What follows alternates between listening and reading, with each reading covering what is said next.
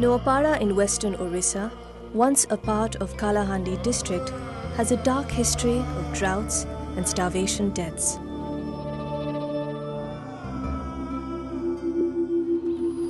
Almost every year in the 80s and the 90s, drought struck. It was like a frame out of a celluloid depiction of the beginning of civilization. As tribals dug the earth and consumed dead animals for food. This food didn't nourish, it killed.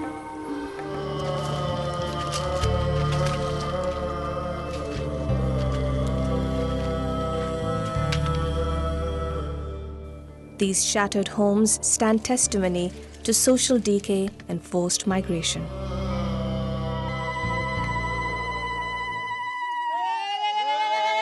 A group of academics started Lokadrusti to change the face of a land which the world had written off as damned.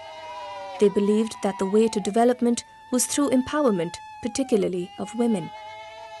But gender inequalities, dependence on spiritual leaders and social taboos made it difficult to get the women out of their homes. In a land where television or movies were unheard of, folk entertainment was always welcomed. Lokadrusti realized that Gumra, a local folk dance, could be used as a medium to mobilize people. They thought of persuading the women to revive the local tradition of muthi chawal, collecting a handful of grain every day and saving it for the times of need. This community buffer stock was called the Grain Bank, and a woman in each village was designated to collect and distribute rice when the need arose.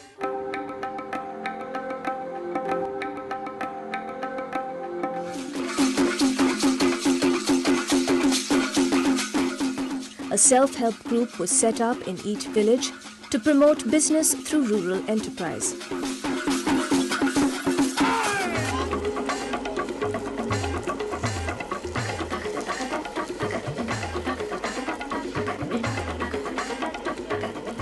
By 1997, 20 self-help groups were functional in 20 villages of the Bodhan block.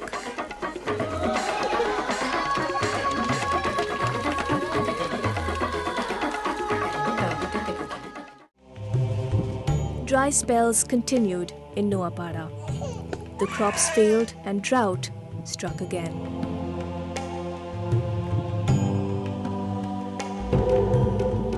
Spiritual leaders drank blood and offered sacrifices to appease their god.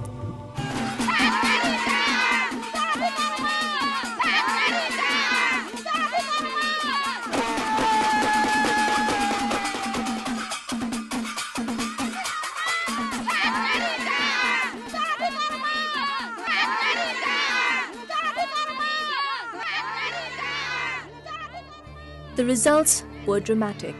After years of repression, these women, armed with a new identity, took to the streets and made their way to government offices. Now they were aware of their rights, though they would need to trudge a long way to defend those very rights.